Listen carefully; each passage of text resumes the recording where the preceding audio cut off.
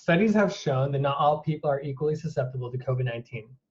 We also know the types of people living in different counties across the US can vary greatly. We wanted to pull information on types of people that were more at risk and see if we could group counties that were similarly at risk. This included biological, demographic, and socioeconomic factors that would help determine a person's susceptibility to COVID-19.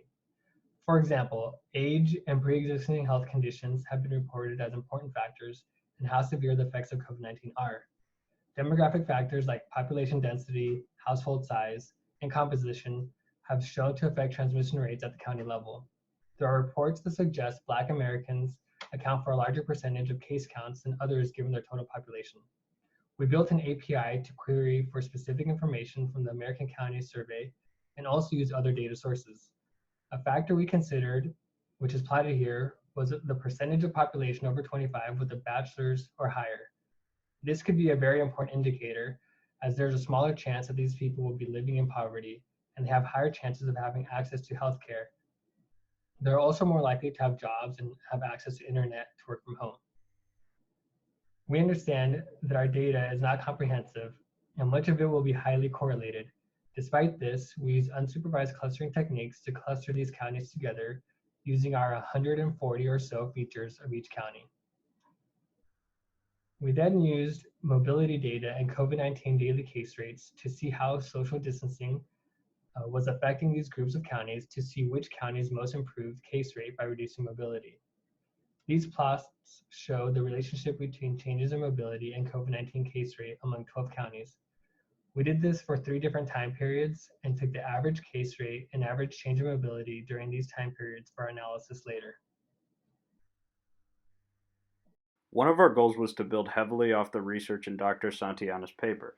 In the paper, they were able to plot the reduction of mobility against a reduction of fever with a regression line to indicate positive correlation. We used the county-level Google mobility data and the COVID case counts to get the rate of COVID spread per infected person. Comparing the plots, it was very validating to see that despite using different data, we obtained similar results. At this point, we started building off the paper by clustering the counties into groups rather than labeling them by region. In this part of the video, I'm going to show you the clustering we did. First of all, I need to mention that we tried different methods to reduce the dimensionality of our dataset. Although we tried TSNE, we consider that for this final presentation, it would be more useful to show you the PSA representation with 20 components that explain more than 90% of the variance, as you can see on that plot. Additionally, after trying different clustering methods like k-means or DBSCAN, we ended up using agglomerative clustering for this presentation.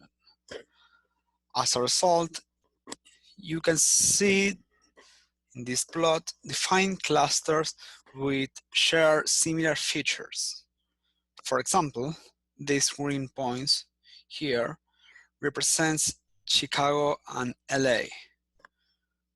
We perform a correlation test to check that these clusters have similar features which differentiate them from others. To verify that our clusters were correctly separating the data, we plotted a heat map to show the correlation of each cluster with respect to each census variable. The 4 columns on the right show that the clustering algorithm is engaging in non-trivial separation of the data. The left 2 columns indicate the variable's correlation with the total cases and death rate. Here we take the plots from earlier and add in a regression line for each cluster we obtained. This plot serves as the main feature of our analysis. Looking at the plot, we can see that different cluster regression lines have different slopes. This means that some of our clusters may be more susceptible to an increase or reduction in mobility. Though some of the clusters have confidence intervals too large for us to draw conclusions from, we notice that clusters 0, 1, and 4 all have different slopes to some degree. This is important because counties clustered in, say, cluster 4 might want to take more social distancing precautions than those in cluster 0. This could be especially useful now as states and counties debate when the right time is to relax social distancing measures. By knowing the cluster that their county belongs in, lawmakers could potentially make a more informed decision on what measures to have in place. Overall, we think we came up with some pretty interesting and potentially useful results. Though we are happy with how the results came out, we see a lot of room for improvement and future work. For example, the Google mobility data was limited and only gave us access to a smaller subset of counties. Getting more mobility data could give us a stronger and more diverse set of results. Additionally, there is plenty that could be done to optimize the number of clusters in the future. We also noticed that our clustering approach need not be limited to census data and could potentially be done with other kinds of county level data. Over the course of the project, we learned a lot from our data and saw immense benefits to taking an unsupervised approach. Thank you for listening, and we hope you enjoyed our results.